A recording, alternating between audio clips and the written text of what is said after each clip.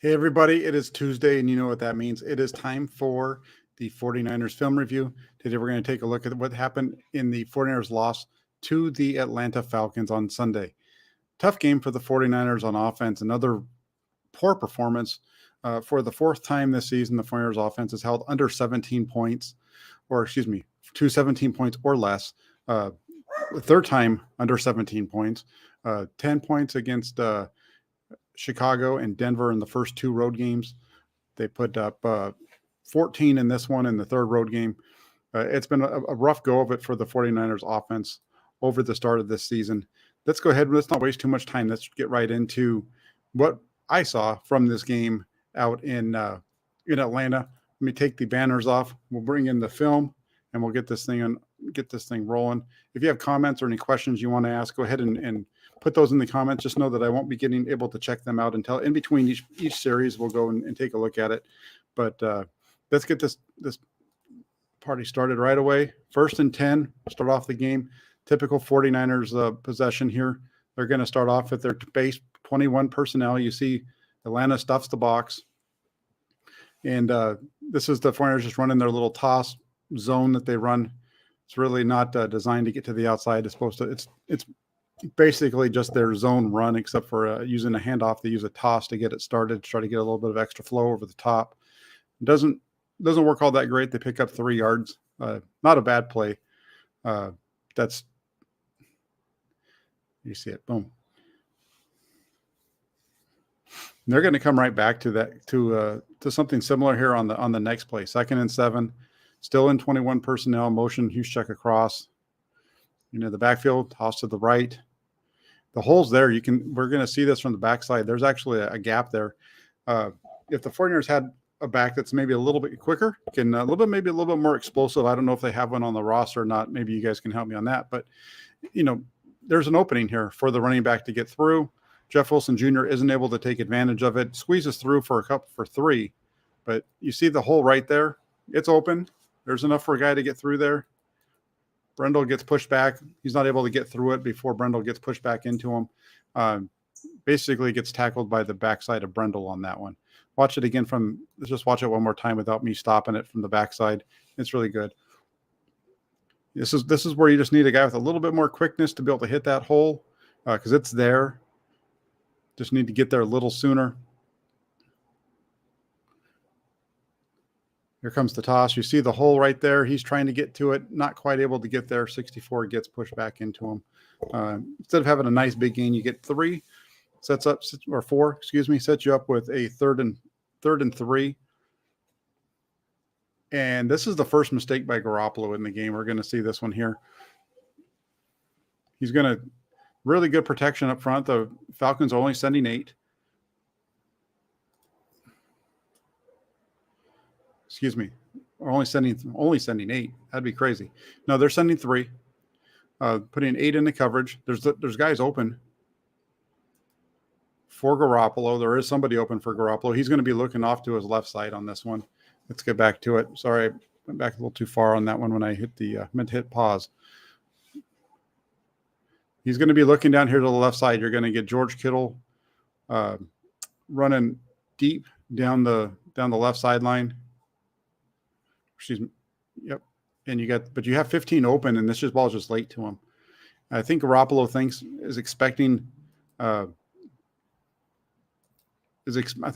is expecting Jennings to keep going and working across the middle, so he throws that a little bit too far out in front of him. But he's late on this ball. This ball should have come out earlier, right now. And I think what's happening here is Garoppolo is keeping his eyes down the field. We can see it from the backside in a second, but I think what's happening is Garoppolo's hanging on. He's on Samuel right there. He comes off. Now he's starting to look to Kittle, who is tangled up with the defender downfield. Garoppolo's moving to his left, keeping his eyes still on him, doesn't like it, and then comes back late to Jennings. And then once he finally sees Jennings is open, but it's too late. The ball needed to come out to him sooner. This is one of the things that we saw them do so well against on those third down conversions between Garoppolo and Jennings against the Rams. Those balls were coming down on time. This one, Garoppolo just holds it too long, doesn't see him quick enough, and ball comes out late in front. Not a good play on Garoppolo's part. This should have been a first down for the 49ers if the quarterback makes this play. Just late on the throw.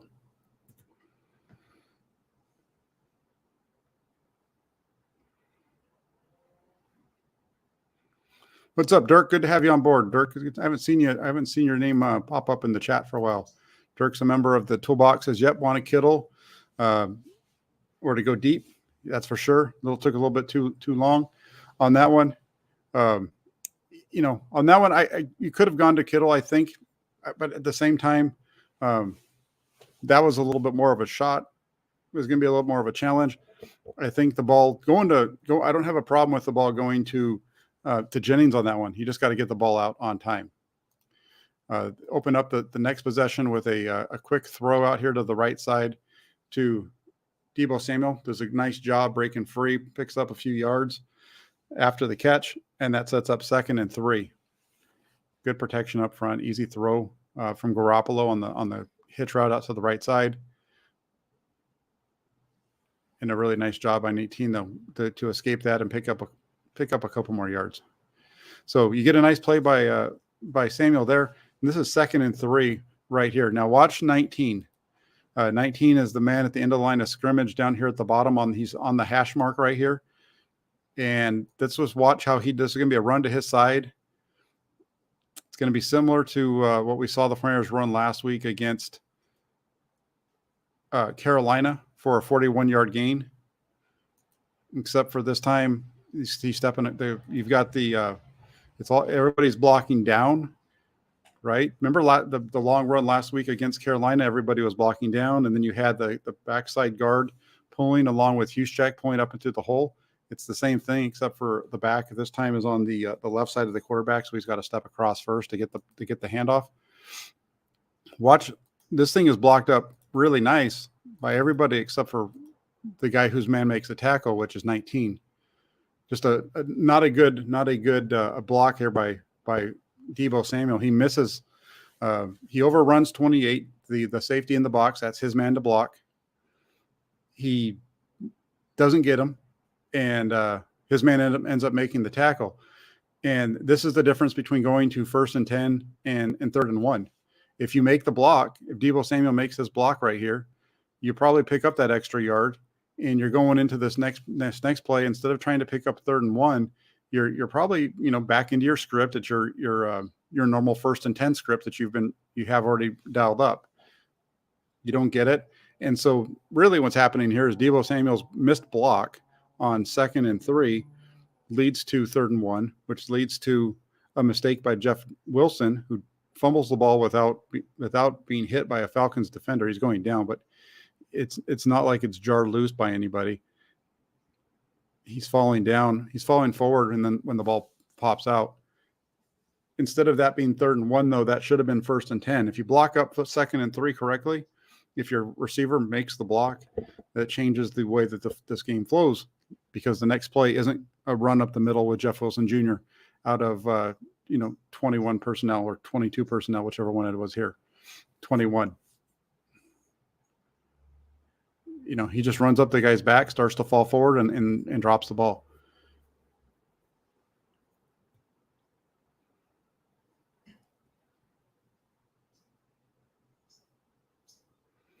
No, his knee didn't touch the ground first. He's falling forward. He's on top of bodies. He's not on the ground. As he's falling, the ball, it's hard to see, but as he's falling, his knee hasn't hit the ground, and the ball's coming out of his hands. So, the 49ers at times with Shanahan, they get into situations that are like this, and it's somewhat predictable. 3rd and 1, they're going to try to, more than likely, they're going to want to run that up in there. But this is really set up by the play that was the play before it. And this one right here. Just go back to it. You got 19 has 28. He's inside. If he makes this block, you get the first down. You're not going to have a big gain, but it's probably going to be a gain of 4. And you're moving the ball down the field, and instead you don't get the block. The next play, the running back drops it on the carpet.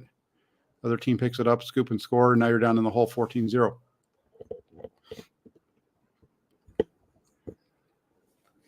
And now we're going to get into a lot of Jimmy Garoppolo. So already in the first two series, the big mistakes that we've seen are Garoppolo late to Juwan Jennings on 3rd and 4.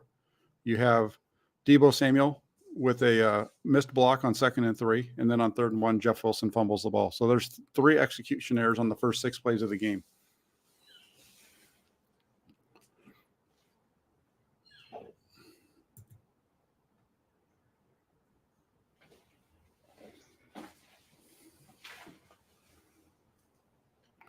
Now they come back out. They're gonna they're down, so now they're gonna open it up a little bit more. Going to be a nice, easy little throw here for Garoppolo. You're just going to throw a little screen out to George Kittle, who does a good job actually running into the block of the back of Deebo Samuel, which helps him actually make a couple more yards because that makes the unblocked defender, gets him out of position. He's able to get around him. Watch it here, quick out of his hand. Easy pitch and catch. Just run the fake, put it on him. Nice little run after the catch by George Kittle. Picks up 6. So 2nd and 4. 49ers really like to run this 11 personnel look. They're going to hit Deebo Samuel out of the backfield on a little choice route. This is an interesting one too because you have Charlie Warner running a wheel route out of from down on the bottom of the screen. You see Warner in the slot down here at the bottom, and he's running a wheel. Looks like he's, it's a good read from Garoppolo because at the time of the play that looks like the defender's in position. He actually hits Samuel in stride on this one, and Samuel's able to pick up 14.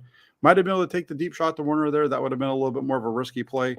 You get the positive though by the completion to Deebo. One of the things I talk a lot about on these things is if you're gonna pass up a deep shot or you're gonna take a deep shot when you maybe shouldn't, either way, vice versa on this. Let's see how the rest of the drive plays out. And he takes the easier throw. He hits Samuel in stride. Samuel picks up 14, and then let's see how it goes from there. Now it's going to be 1st and 10.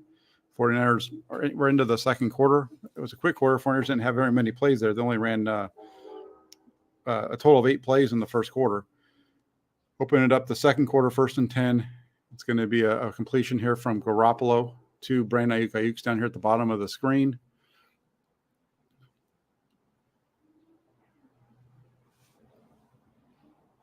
Good thing that Deebo Samuel was there to make the catch. I'm not sure how the 49ers got the ball here at the 50. It was a heck of a spot. I'm not sure if they're saying that if the ruling was that Ayuk was down at the 50, because it doesn't look like he was, unless they're just calling his forward momentum at that spot. But the 49ers get a break, and they get the ball 1st and 10 at the 50-yard line right at midfield. And this is one of the best runs of the day. 21 personnel right up the middle for Jeff Wilson. Again, this is just their split belly zone out of a toss look. Good blocking, picks the right hole and gets it upfield. Let's watch the blocking on the backside here because that's where it's going. Just getting man on man. Nice push from the backside with George Kittle. Gets a good shove in the back down there. That was helps open up the hole there with the block on 44. 1st and 10. Do it again. And this is a mirror route. They're going to be running the same thing on both sides. Garoppolo decides to go to the left side. What you see here is they're running the same. Everything's the same on both. They've got Deebo Samuel up at the top. You have, I'm not sure who it is at the bottom. I think that's Ray McLeod at the bottom of the screen. Yeah. And then the two guys on the inside are going to run 10, 12-yard curls with Kyle Hushek sneaking up the middle to try to keep the linebackers inside to help those curls stay open. Basically, that's what the job of the route from Kyle Hushek here is, to keep those inside linebackers to stay inside so that you get the space for your curls. Garoppolo does a good job of finding the right side to go to and puts it on Brandon Ayuk for a gain of 11, 12. Little right above the numbers. Nice completion. Offense is rolling.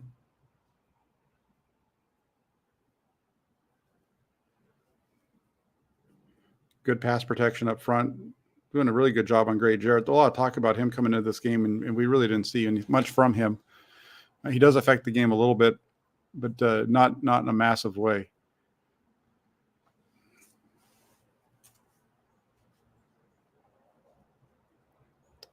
And this one here, they're trying to run their little screen go type of deal that they do. But they run the screen so much to Deebo Samuel. So what they're going to try to do is they're going to try to hit a shot to the right side. They're going to try to draw the coverage up onto Samuel. But the Falcons do a good job of getting her over quick. Brandon Ayuk is not really. That's a really tight window throw to try to get that into Ayuk. And you see the pressure from Garoppolo's right side, forcing him to have to move a little bit. And he does a decent job here of finding Kittle and just giving him a little shovel pass and letting Kittle do the work. Not a bad play from Garoppolo's side. He might have had a shot on the right side if the pressure hadn't come from over there. But he does a good job kind of keeping his eyes downfield, and a little underhand pass, little gimme. We'll take it though. Sets him up on a first down at the 18. Nice run here from Jeff Wilson again. Another one of the positive runs. Picks up 5.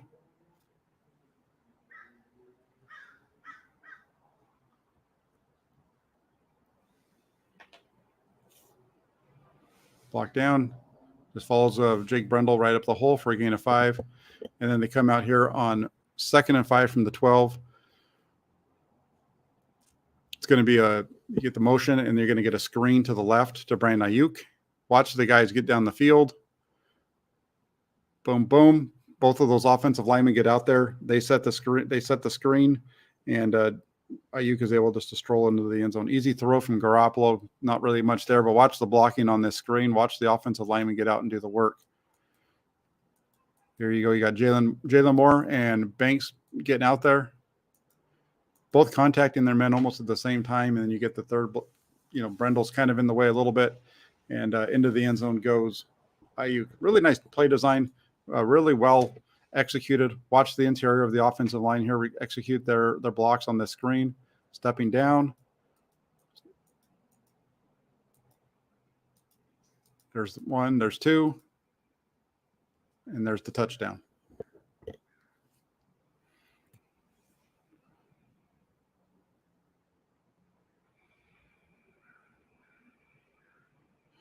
Then you let's just pause it for a second. So now what are we at? It's 14-7. The 49ers get a stop, and you get the long return right by Ray McLeod. Get you already down to the 32.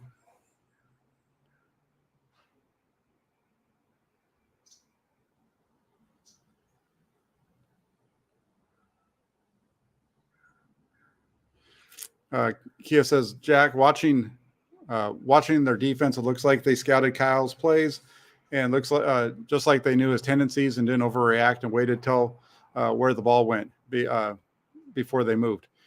I would agree. There's definitely some plays, and we're going to get to those as we go through, where you can see that the Falcons have an idea of the tendencies of what they're going to try to do and how the 49ers are trying to attack them. That's a really good point, and we're going to see that come up in the second half for sure. The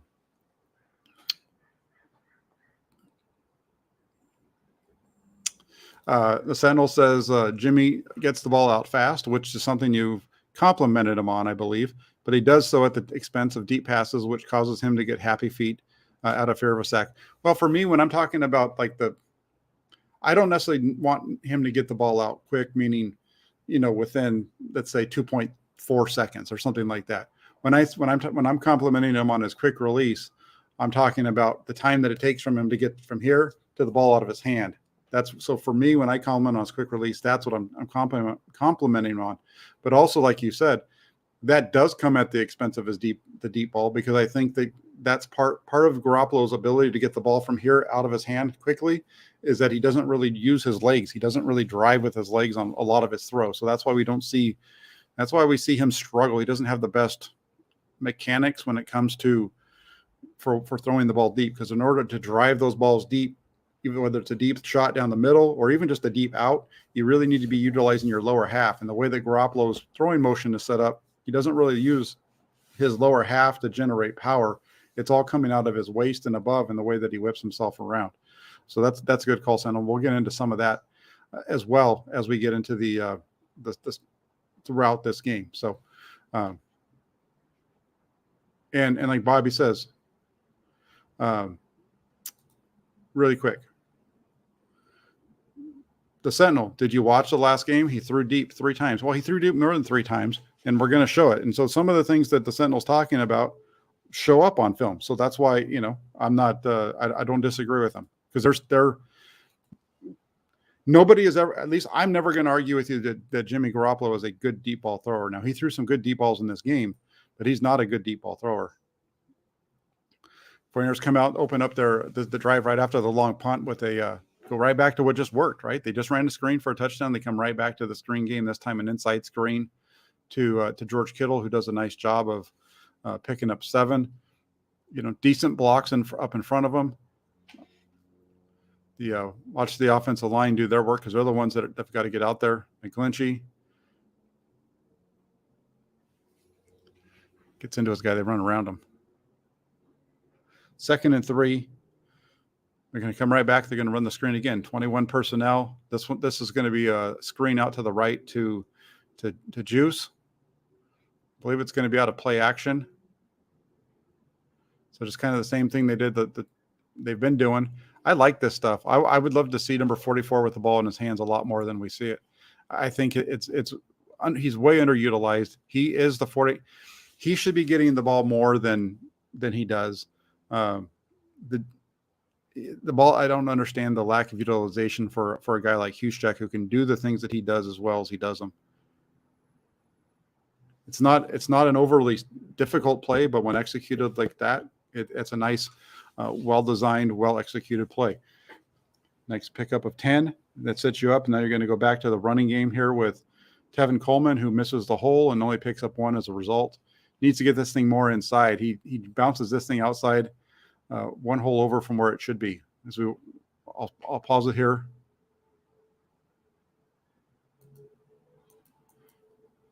He needs to cut this thing to his left. Instead, he bounces it outside. Look at the hole if he cuts to his left. He's got the hole. I understand you've got an unblocked linebacker in 44 here, but if he just takes this thing to the left side, he's going to pick up yardage before that defender contacts him. And even so, even with him running it out here, this is where if you're going to put a guy on the field and you want to run the ball, put Jordan Mason in the game, because Jordan Mason is a much quicker runner than Tevin Coleman. Sorry, Tevin, but there's a reason why you weren't on the 49ers after 2019. Right there, you need to plant your foot and go. He's bouncing a little bit too much. Doesn't have the explosion to get through there. That's Jordan Mason. You got to get that. The guy's got to play. If you want to run the ball more and you want to run the ball as much as you have in the past, get Jordan Mason and start utilizing him. Teach him up and how to pass block. And then the Flyers come back out here now, and they're going to run. This is going to be the touchdown to Brandon Ayuk, just a little return route. Just goes inside, steps back out. Garoppolo puts it on the money. It's about as easy as they can get for the quarterback, right? It's not a difficult route. It's an easy route, but he puts it on the money, so you give him the credit for that. It's a nice read. He's got pressure in his face, and he delivers the ball right on the money.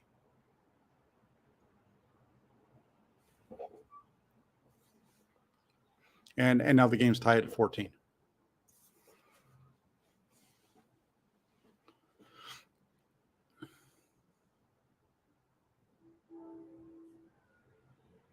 Watch Garoppolo here in the pocket. He's going to get pressure off of his right side. That's Blake Hansen, the game, replacing Mike McGlinchey, who had been injured on the screen. Gives up an instant pressure, and Garoppolo does a good job of getting the ball out. That's not bad when you can put your fifth best tackle into the game and still score a touchdown, even though he's getting beat a little bit, right? So now the 49ers have just given up the touchdown back to the Falcons. So the game is now 21-14 as they start this possession. They're going to open it up as they've done the last couple of possessions. They're going to run a screen out here to the right side,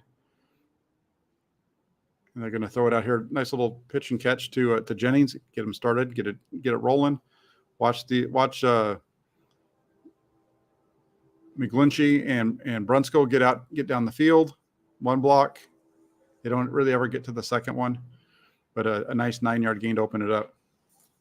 And then this is a big play. I talked about it earlier. I said Grady Jackson doesn't make a whole lot of plays, but he makes one here. And this is one of those things. Garoppolo's got to get the ball over. He's got to get the ball up. He's got Kittle wide open for a first down. Not a huge deal here. The clock's going to stop, but this should be a first down. Instead, the ball's on the ground because it's blocked. Fortunately, there's no, they go to the next play and you're going to get a sneak. Pick up a yard. Garoppolo's had a lot of balls batted down at the line of scrimmage this year. That's part of the reason why it's a point to talk about that, because they're going to come back right here, pick up the first down. Almost doesn't get tackled. Watch the hold. They're not really almost like they weren't expecting it. Falls forward, picks up 3 on it. 1st and 10.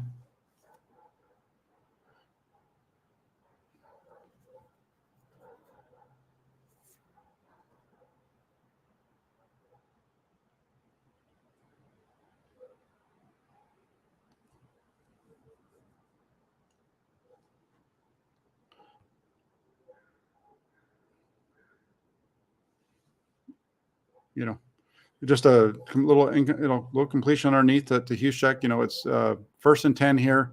They don't really they're not really even threatening anybody deep. Everything is right at the sticks, even though they have,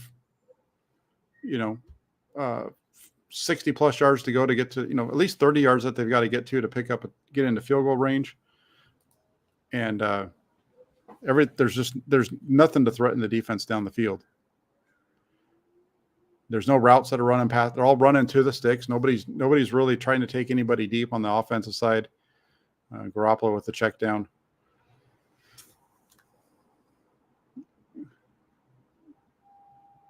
I think that was their last timeout. It was. They don't have any more timeouts now. So now they got to try to push it down the field.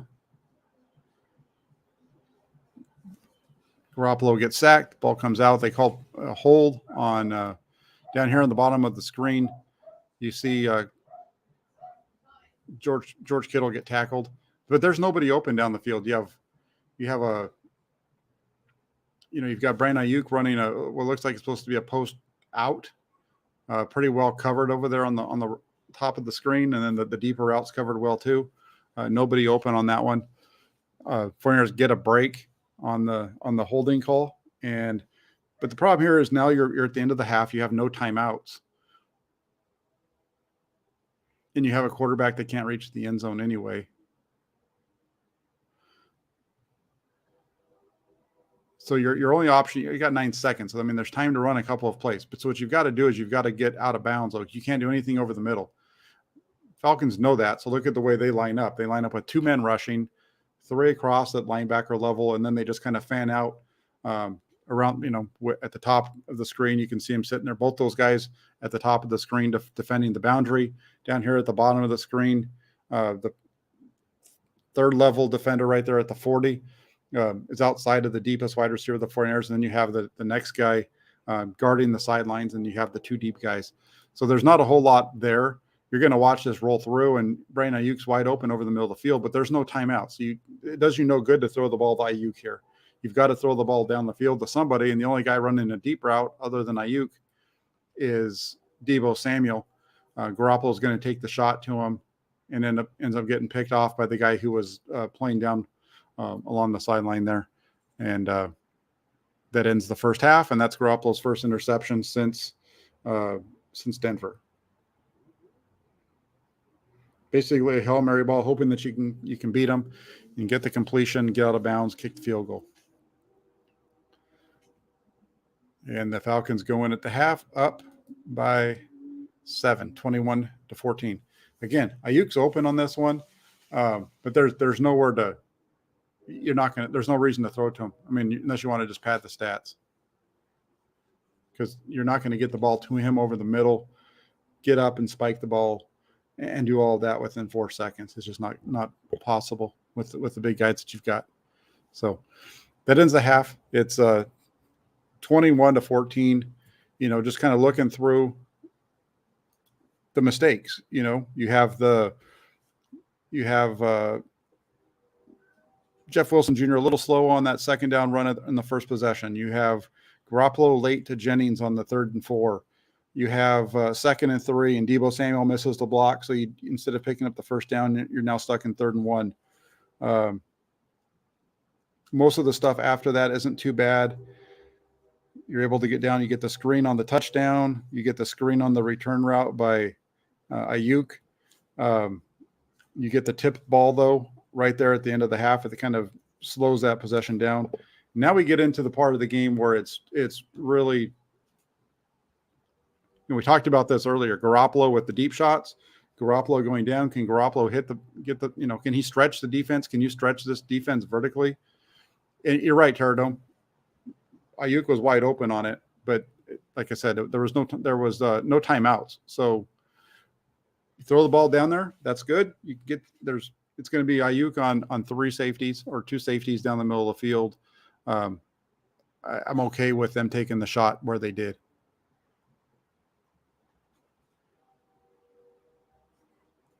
Let's go to the beginning of the first half or second half, excuse me. They're going to come out throwing, and kind of a sign of things to come right here. This isn't the best of throws. This is a drop by Brandon Ayuk, but it's not a very good throw by it's a little low by Garoppolo as well. It hits him down around the lower thigh, just above the knees, I think, maybe even at the knees. So it makes it a tougher catch than it needs to be. Let's watch it.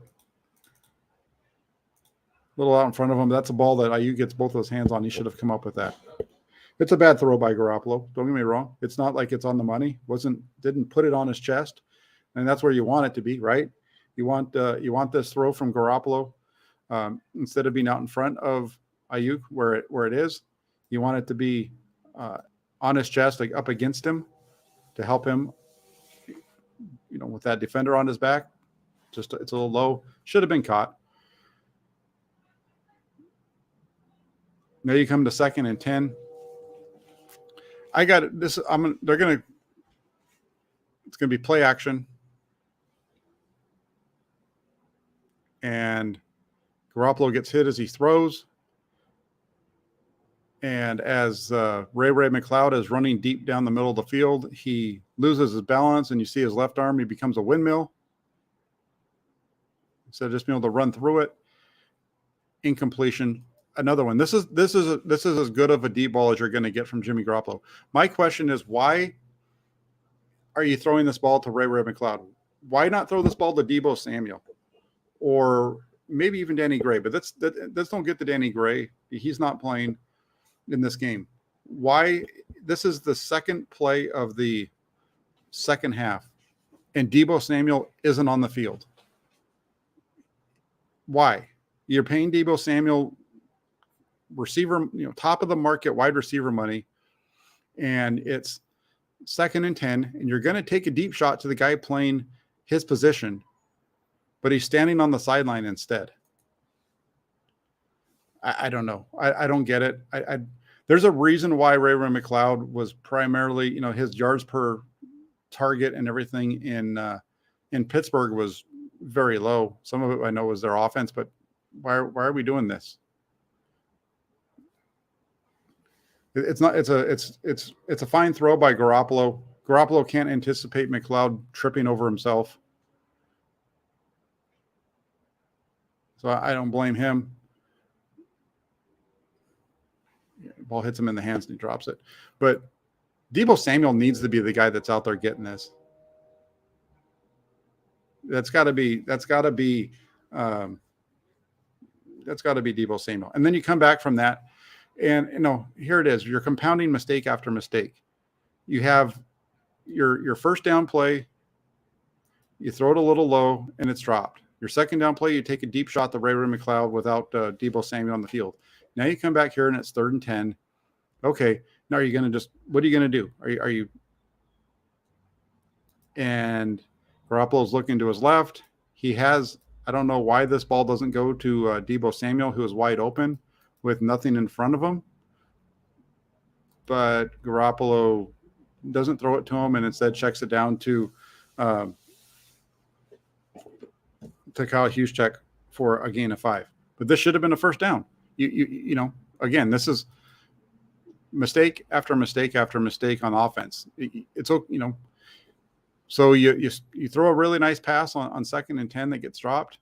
You can't do this on the next play. Completely miss the read.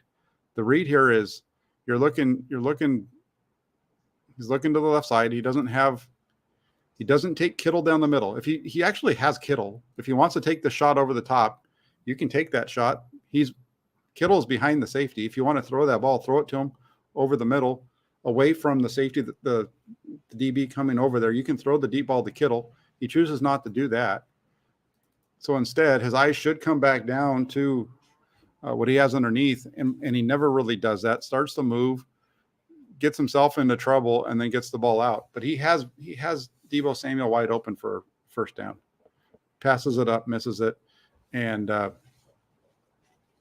again, you had both guys. You have the deep shot. If you want to take the deep shot to George Kittle, you have it. You had it in front of you, and you didn't have 15. He was covered, but you had 19 right underneath him, open. Get the ball to Deebo Samuel. We've seen Samuel in those situations make big plays in the past, and you don't do it. And now you're down 28-14.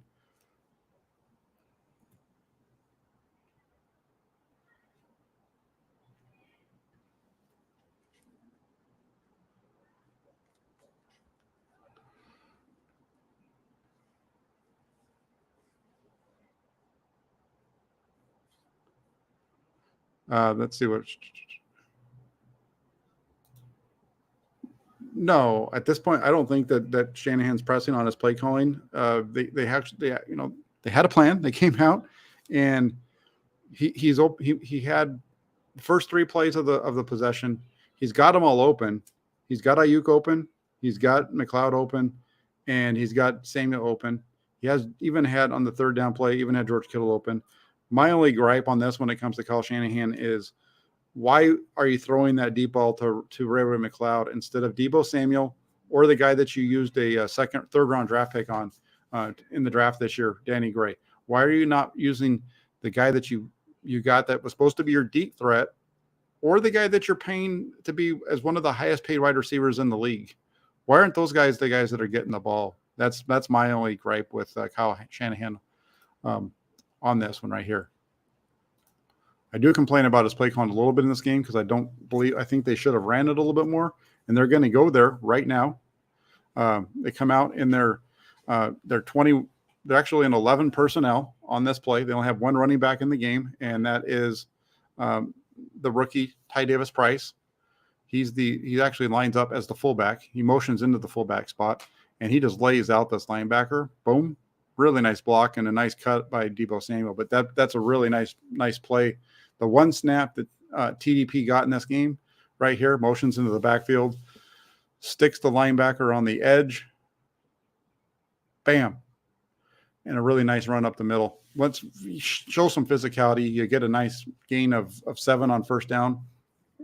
Really positive play. Now it's 2nd and 3. Still in 21 personnel. Now you've got Juszczyk, and here there's Juszczyk catching. He's lined up down kind of as the wing next to Kittle. Basically, he's your second tight end on this play. Everything on the left side where Garoppolo looks first is covered. So he comes back to his check down, which was Garoppolo's Hughes check for a nice gain of 7.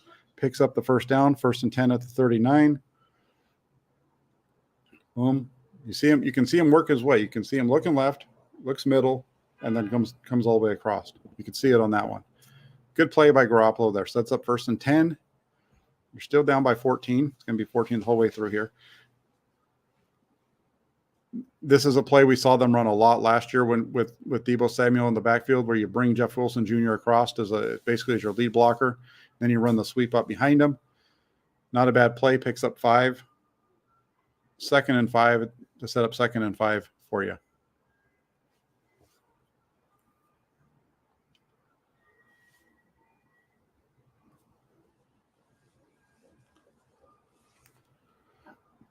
And this is where it gets a little tricky for the 49ers. Now you come back out and you're in 12 personnel. Excuse me, you're in 22 personnel. This is a play out with 2 tight ends, 2 running backs, and only 1 wide receiver. They're motioning out, and they're going empty. So you've got a running back on both ends. You've got Kyle Juszczyk down here at the bottom. I think that's Tevin Coleman at the top. There's Brandon Ayuk. There's George Kittle. And then you've got Charlie Warner down here at the bottom of the line of scrimmage. Going to run a little post for him. He's wide open. Garoppolo puts it on his face. And, yeah. Again, I don't understand. I don't understand the 49ers' love of Charlie Warner. I get it to an extent that he's a better, maybe a little bit better run blocker than Ross Dwelley. But Ross Dwelley has the best hands of any 49er tight end. I don't know about all the 49ers, but I'll tell you, he definitely has the best hands of all the tight ends. It's not meant as a joke either. He does. These are the kind of plays that Ross Dwelley is going to make because he catches these balls. But he's only taken 13 snaps and had 1 target since Charlie Warner came back. Charlie Warner's dropped now 2 deep balls from Jimmy Garoppolo that have hit him in the hands. He did it at home. I believe it was in the Rams game, and he does it here.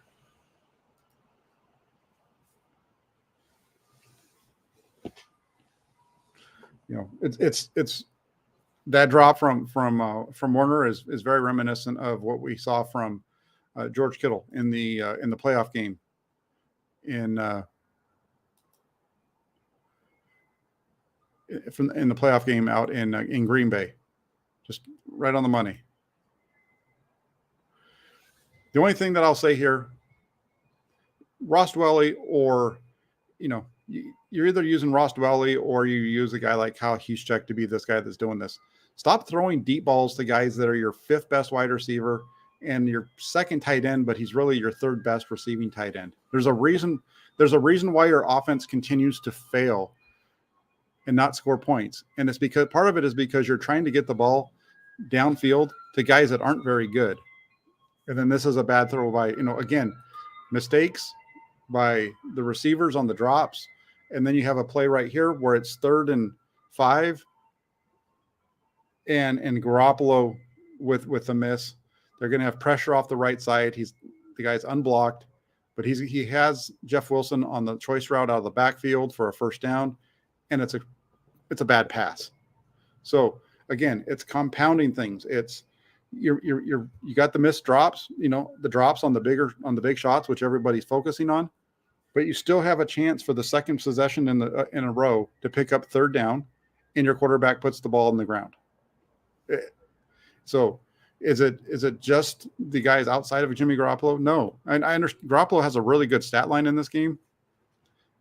And he played okay. But at the same time, he was a victim of some drops, but then he also comes back from those drops and he compounds it with a bad throw on the next play.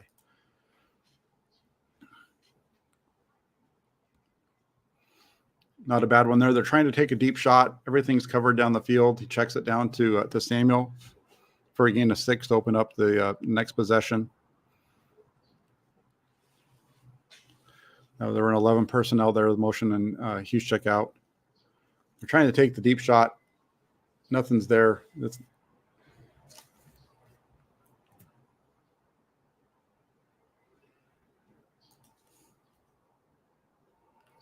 Hold on. Let me real quick before we go on to this next play.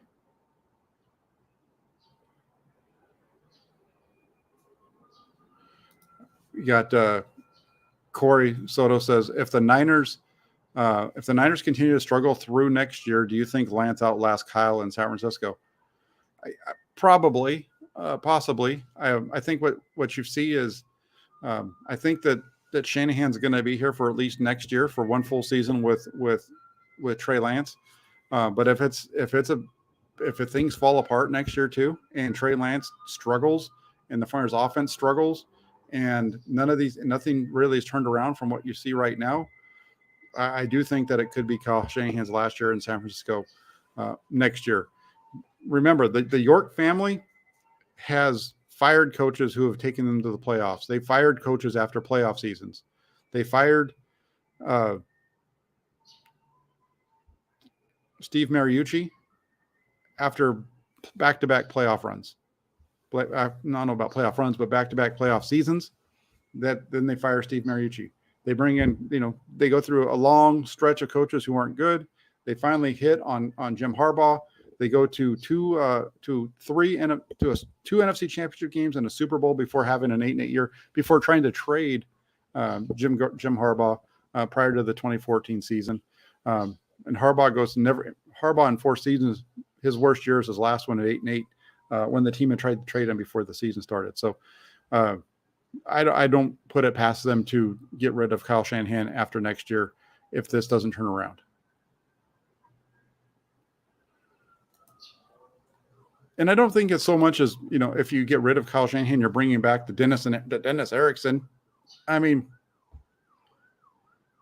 that there's good head coaches out there. And I understand that Kyle Shanahan is a good head coach. He's somebody that I think is a good leader. I think that he has some issues that he needs to iron out. And I don't question his play calling in this game as much as I question him for the lack of execution year after year after year.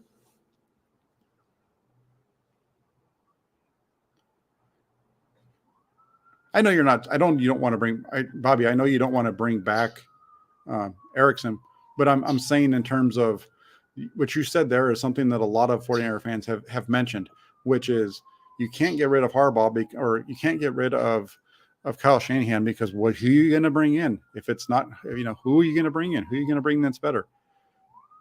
Anytime you fire somebody, you're not always going to you have some idea of who you want to bring in, or you should before you make the move to fire them. But I get that it was a joke and all those kind of things. Odd job. Bring in Greg Roman next season. Yeah, sure. If you want to fire Kyle Shanahan and bring back Jim Harbaugh, bring back Greg Roman. Greg Roman's doing a heck of a job out in what he does. I would like to see somebody like Trey Lance in a Greg Roman system. I know Greg Roman isn't looked at as a very positive with a lot of folks, but the dude, his offenses were consistently better than anything we've seen on a consistent basis out of Kyle Shanahan as far as results. When he was here for the first 3 years that he was the offensive coordinator for the 49ers, he's done a pretty good job out in Buffalo when he was there for the short period of time he was there, and he's done a pretty good job for the Ravens. If they had maybe a little bit better quarterback that can throw the ball better, they would have been. I think they'd be doing better.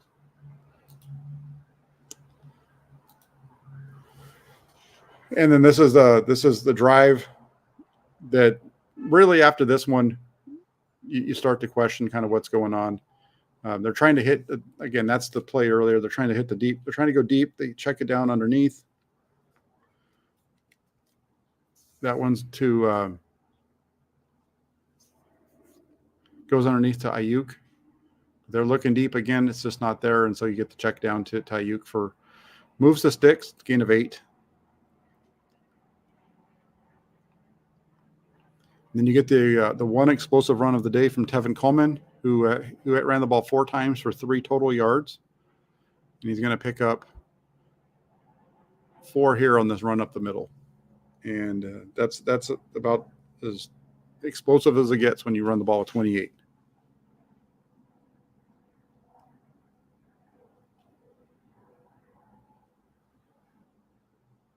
Watch this one up front.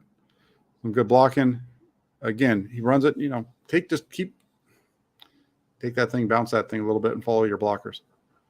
All right, here we go. Now it's going to be 2nd and 6. This is a nice little play because this is something the 49ers, remember earlier when I was talking about Jeff Wilson Jr. going in motion when they ran the sweep to Deebo Samuel. So they kind of give him that same look here. You've got Deebo Samuel as the deep back.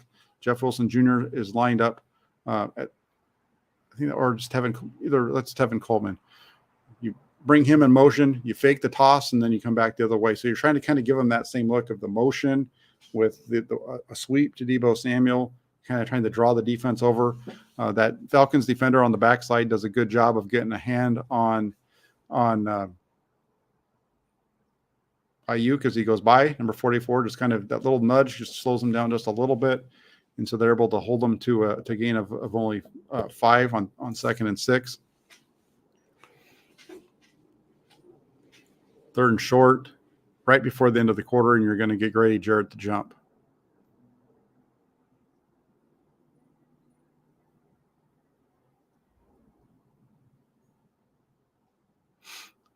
So you get a free set of downs. I knew he was going to jump eventually. It just took him a little while. That's probably why he jumped. It was taking him so long to get going.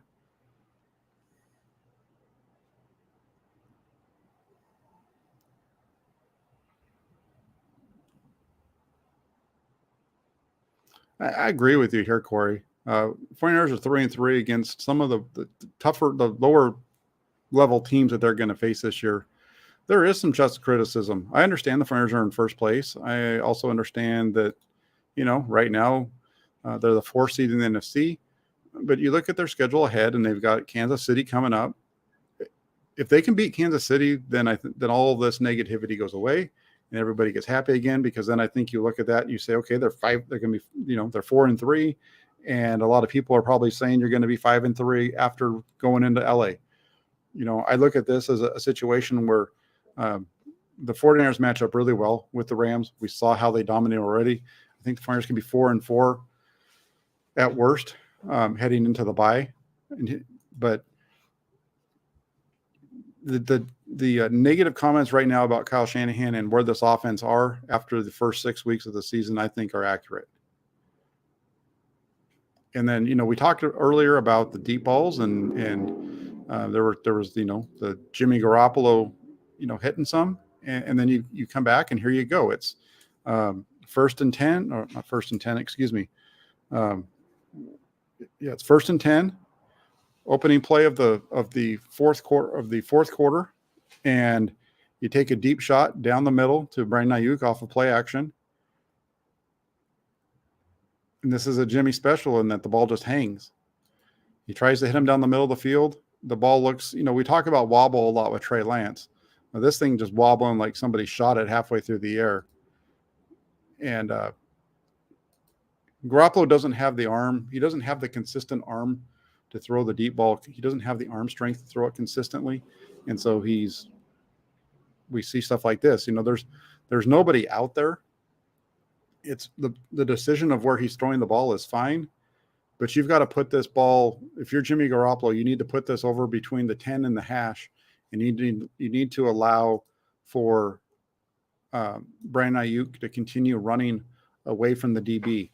Even with your arm strength, where you put it, even if you have a stronger arm, where you put it isn't a very good ball placement because you're forcing him to flatten out. And instead of being able to just keep running away, right? This ball needs to be more out in front. It needs to be closer to throwing this ball deep, and it needs to be, I'd say, over that far hash, because he's on the near hash is about where this ball is being contested. If that ball is thrown to about the hash or just towards the 10, towards where that the official is right there, and Ayuk is able to continue running across away from him, he might be able to make the play. But because where the ball is thrown, it's behind him, because he doesn't have the arm strength to get it out in front. Even if he has the arm strength to get it out in front of him, this ball's likely over his head because of where the DB is and stuff like that. Ball needs to be out in front. It's just not a good throw by Garoppolo, and you get the pass breakup. So you've got the good Jimmy G throws, you got the bad Jimmy G. It's all on full display in this game. You've got some really nice balls that should have been catches, and you get some balls like this ball needs to be more to the right. Needs to be more out here, more over here.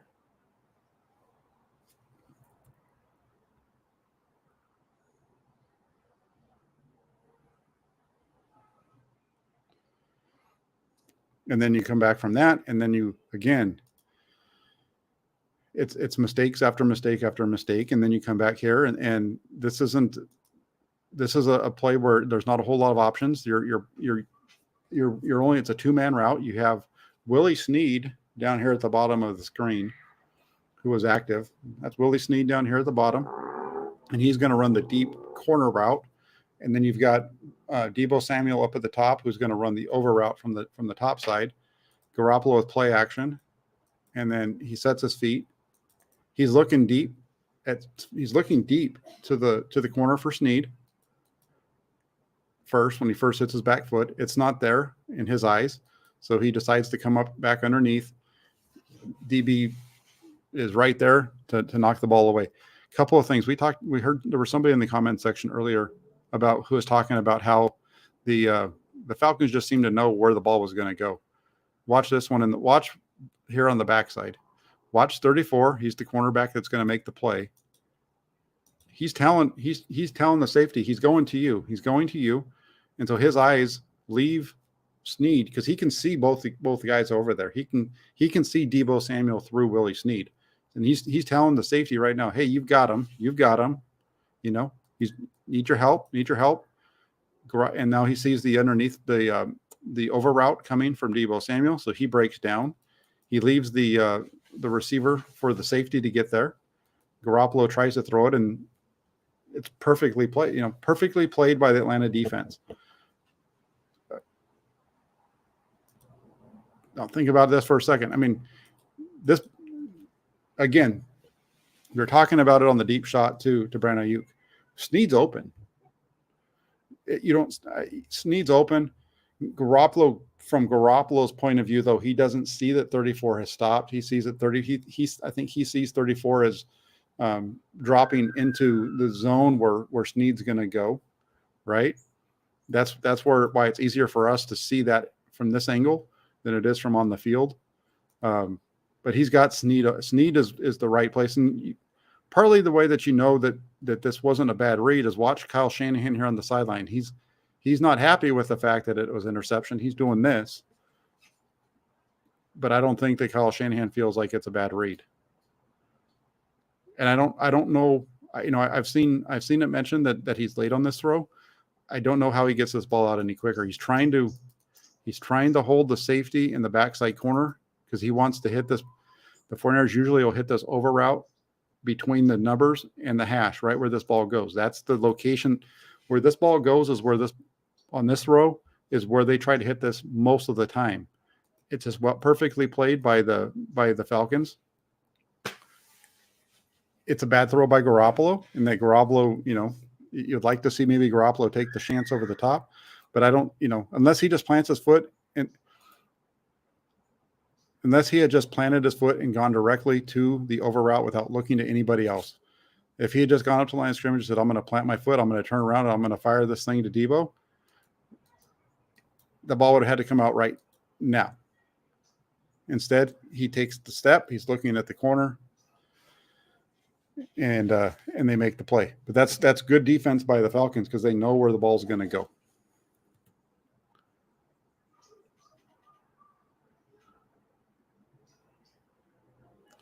And you're right, and that's a good call, Bobby.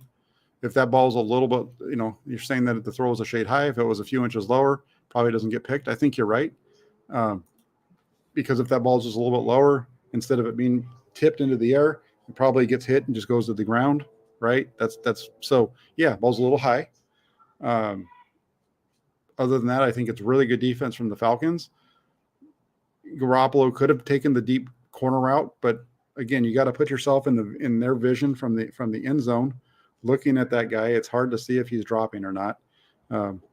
But he could, if he had thrown that ball to the corner, and throwing it to the sideline, it probably is it's not a throw that I would have complained about either. That's something that I think few quarterbacks in the NFL are going to make that play, though. Correct, Turdo. They're waiting on that one. Exactly. They're waiting. They see it. It's like, hey, you take this one. I've got this. He's got his eyes on it. It's really well played by the defense.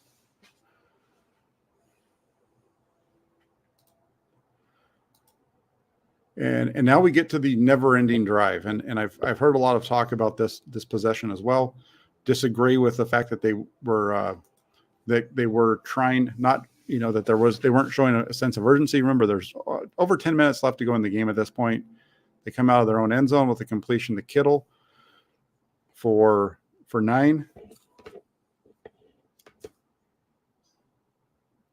This possession is, the never-ending possession. You can also call it the Jake Brendel trifecta.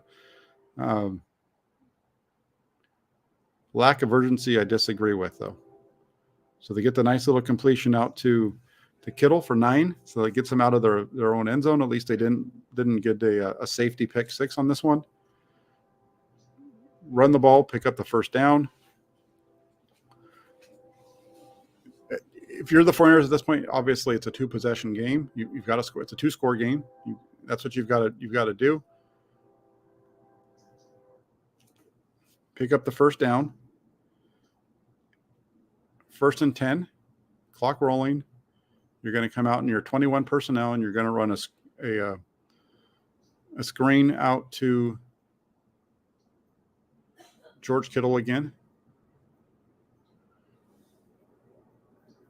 And you get a legal man downfield because Jake Brendel gets downfield too quick for the second week in a row. He's been called. Last week they called it on Mike McGlinchey, but it was actually on Brendel. You can see on this one, he's got to stay flat. Instead, he's crawling up the field. He is 5 yards downfield by the time George Kittle makes the catch. Doesn't block anybody, even though he was downfield. It's a gain of 4. Flag comes out.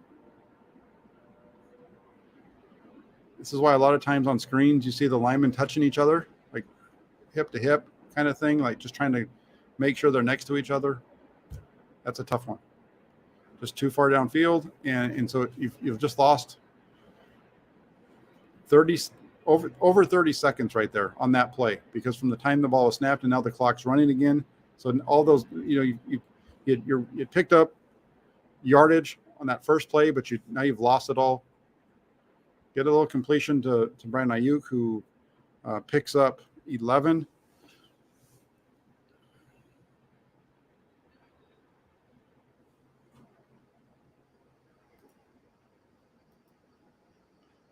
Just look at this one really quick from one more view.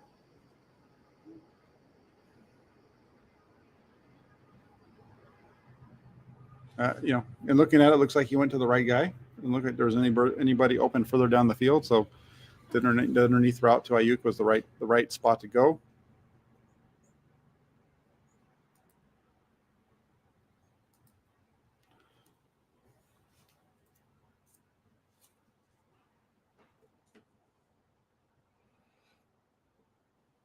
Screen out here to Deebo Samuel, and again, good job by Atlanta of making the tackles.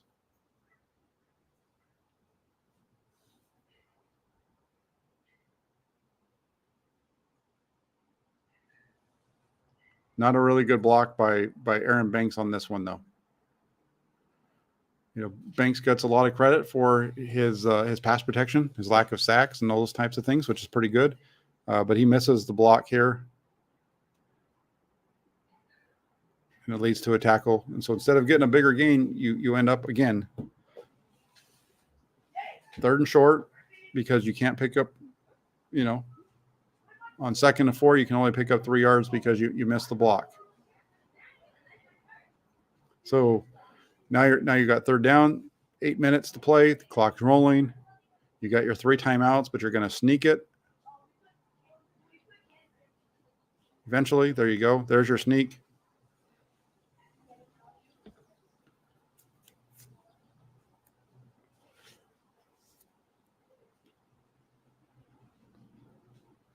So you get the sneak, and now it's first down. 7 minutes and 45 seconds to go. You're on the 23-yard line, and it's taken you to get from your own 1 to the 23. It's taken you about 2 minutes and almost 3 minutes, about 2 minutes and 40 seconds. Remember, you also had the ineligible man feet downfield, which pushed you back a little bit. So you come out here, you're in your 21 personnel, but you're wide again. You're going to run your play fake. And you hit Brandon Ayuk. Take the deep shot. You take the shot. You hit Ayuk, and you gain 37. You're going to be. It's going to be 1st and 10 at the Falcons' 39-yard line, with 7 minutes and 20 seconds to go. Terrific for a guy for an offense that isn't trying to be, is taking its time. They're in really good spot, right? They're going to be at the 39 yards. Falcons, 7.5 minutes to go, but nope, you get a hold by Jake Brendel, who that's a rough hold because he's getting run over. I don't really know if that's a hold as much as it is just getting beat. 64 is going to get run over. I guess the hold is because of where his hand, you can maybe call that because his hand is up there around the neck, yanks him down. But, the quarterback takes the shot. The coach calls the shot. The quarterback takes the shot. They hit it. And, you don't have to go at that point, you didn't have to be going in the huddle. And here, I get it. You want to go no huddle. Maybe you go no huddle here from this point on, you should be going no huddle. But up to that point, you were going to have the ball at the Falcons 39 with 7 minutes and 20 seconds left. You've got to score twice. If you can from that point on, let's just say it works out and they get in with 5, in the next 3 minutes, there's 4.5 minutes to go. You have your timeouts, you have the 2-minute warning, you have all those things. As it plays out, you still got the ball back with 1.5 minutes to go. So all kinds of things about this game. The missed deep shots, both would have put you in position for field goals that could have made this right now instead of it being a 28-14 game, maybe 28-20, where even, all you need is a field goal to put you within a touchdown. Like there's all kinds of things in this game. And so, if you want to go here and go, say that they should be going no huddle here, that's fine. I don't know. It's kind of whatever. You get the scramble by Garoppolo up the middle.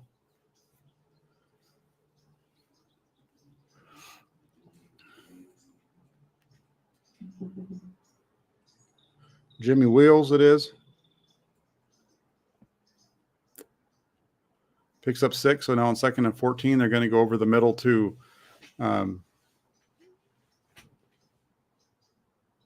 Deebo Samuel.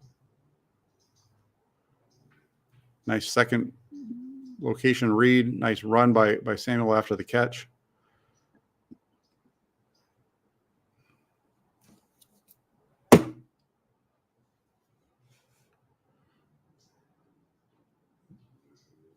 Left, right, move, find him, go. Good play by Garoppolo. Look to his left, look to his right, then comes back to the middle and finds Samuel on the move. Tick, tick, tick, tick, tick, tick. This looks like no huddle here, though. Because it was. And again, this is a situation, they're going no huddle because they got the same personnel on the field, play action. He has McLeod maybe for a couple yards, but I'd rather see what he does here and try to take the throw to Ayuk. So from a read standpoint, this is accurate. Throw's not. Garoppolo isn't the best thrower on the move. This ball's behind him. The ball's just not good. The decision to throw it to Ayuk is the right one. It's just an inaccurate throw.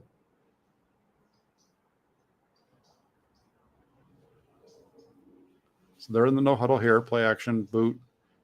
Got him. Throw that thing out in front of him. Look at that's just such a bad pass. It's just such a bad pass because he's open. He's got him. He throws it to the right guy. Just throws it behind him. Now the clock stopped.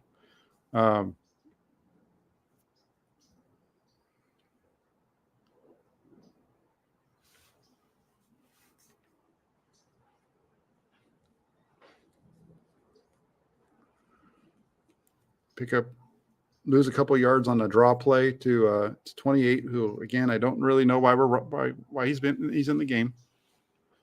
Guess he's in because he's a pass blocker, but okay. 3rd and 12. Going to pick up 11 here. He's going to go to Ayuk up at the top of the screen. Little low. So you lose your it's a nice completion. You pick up the yardage, but it's a bad throw from the standpoint that where you put it, it doesn't give him a chance to run with the ball afterwards. You're basically tackling him with the throw.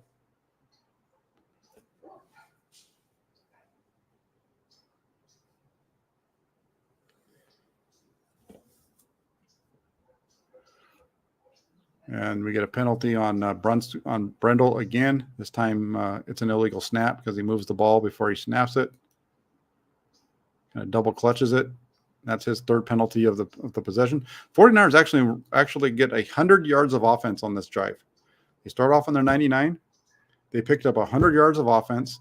That's not that's not including the 43 that they lose as a result of the penalties that took away the completion to Ayuk and the completion to Kittle earlier. They still get 100 total yards of offense on this possession that start off with their own 1, and they don't come up with any points because of the penalties and some other things. So 1st and 15. Let's run a screen out here to the top. This might be the most exciting. I said this during the game. This might be the most exciting 1-yard gain you ever see in NFL history. Just a little screen here. It's well covered by Atlanta, and Debo's running around, does a good job, and he picks up a yard. Aaron Banks limping. Willie Snead getting reps. Look at that big Willie Snead getting those reps. I love the practice squad. Your practice squad special teams guys getting reps over your 3rd round draft pick.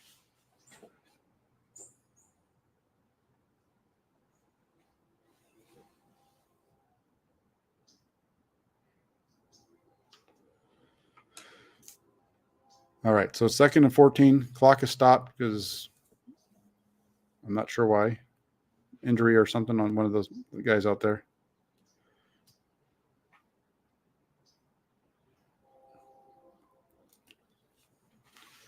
Going to complete it to Kittle. You got a couple of options. You got Kittle runs a little stop, and you got the vertical route right behind him. You got 2 receivers really close to each other. Takes the underneath one, picks up 19 to Kittle. On 2nd and 14, so that gives you a 1st down.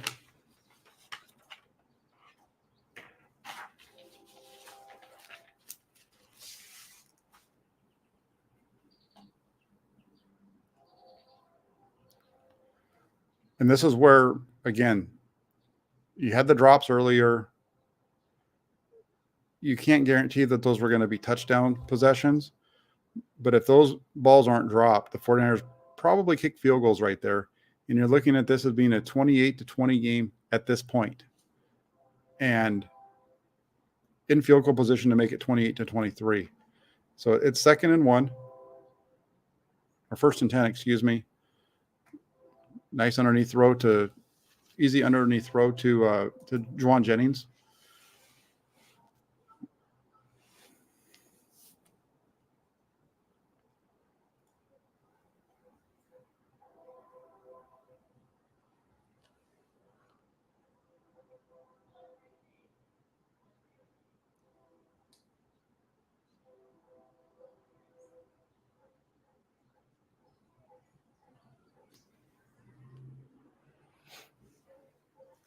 And then that's where things get interesting because now it's 2nd and 1. Garoppolo's going to get some pressure. Moves to his right, tells Kittle to get to the back of the end zone. Kittle runs flat down the line. Garoppolo throws it right where he told Kittle he was going to throw it, and it ends up as an incompletion.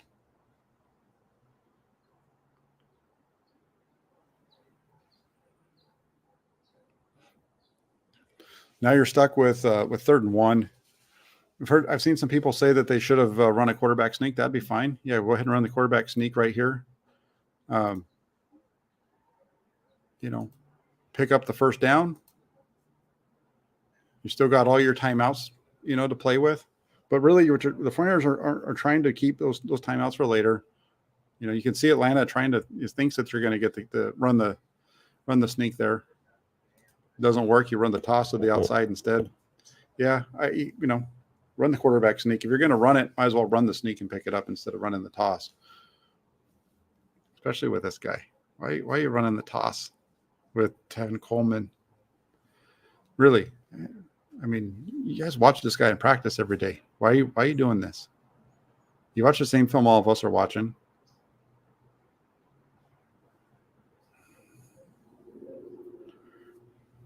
And so that sets up 4th and 1.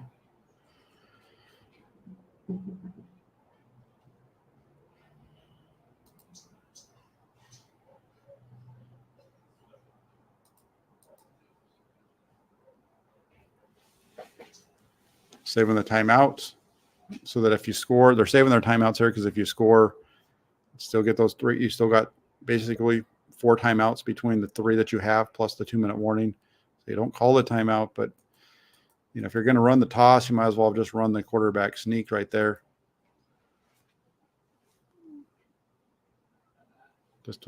Nobody's open. And that's the ball game. 49ers are going to lose. And, I know it's not over. The game's going to continue on. Garoppolo is going to hit some more passes, which is going to be really good for his stats. It's going to be really good for the fantasy football guys who had George Kittle on the day. But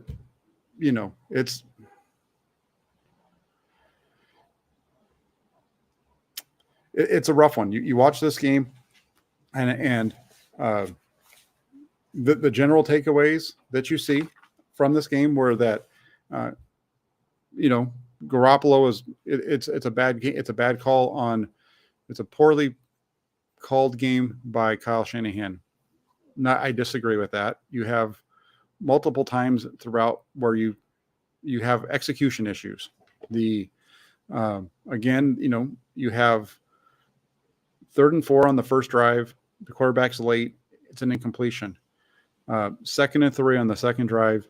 Your receiver misses a block on a run that should have been a first down. And the next play, your running back puts the ball on the ground. You have a couple of really nice touchdown drives. Things go pretty good. You open up the second half with a drop. You come back on the next play, drop. And then on the third play, the quarterback throws it to the wrong guy, misses the open receiver, checks it down instead.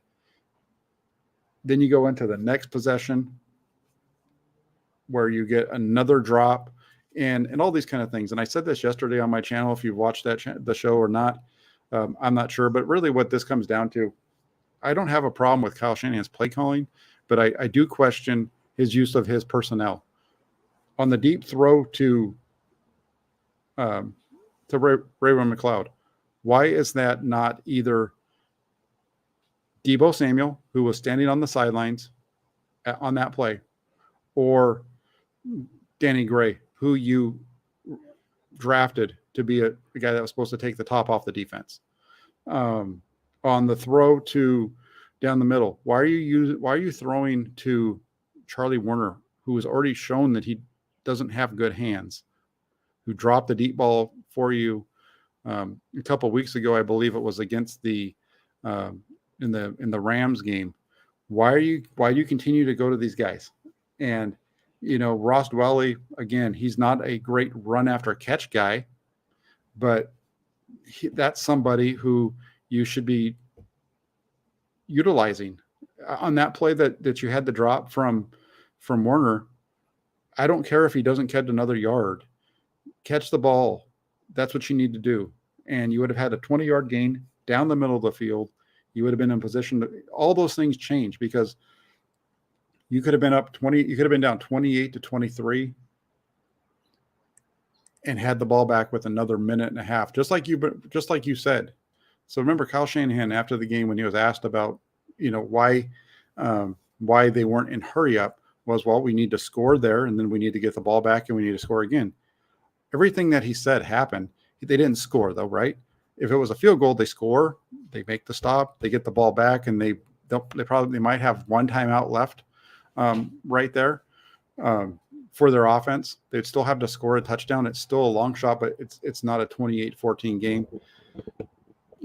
Again, for me, it's not the Shanahan play calling. It's the Shanahan lack of execution by a Shanahan-led team where he gets, a little bit of heat underneath him, is the fact that his teams are consistently not executing. So at some point that falls on the head coach, and we'll see where the 49ers go from here. I hope you enjoyed the show. I know we're a little bit long today, about an hour and 25 minutes almost. So I really appreciate everybody that hung in here the whole way through. Hope that the information that I shared with you today helps you understand the game. Maybe you agree with me, maybe you didn't with my takes. That's all great. Make sure you hit the comment section and let me know. As you're on your way out, if you can do me a couple of favors. Hit the like button before you leave. That would be much appreciated. The like button really helps out all the shows here on YouTube in terms of getting it put out so more people see it. Secondly, if you're watching this and you're not already subscribed to the channel, hit that subscribe button, please. And when you subscribe, also hit the little bell notification so you know when we go live. And then last but not least, get yourselves over to 49ers.pressdemocrat.com. That's the Inside the 49ers blog for the Santa Rosa Press Democrat. That's who I write for. They're the ones that pay the bills. So give them some love. Check it out. There's new content up pretty much every day during the week throughout the season. So check it out. And thank you all so much for tuning in. I'll be back a little bit later on tonight with another new show. So until then, take care, everybody. Talk to you all soon.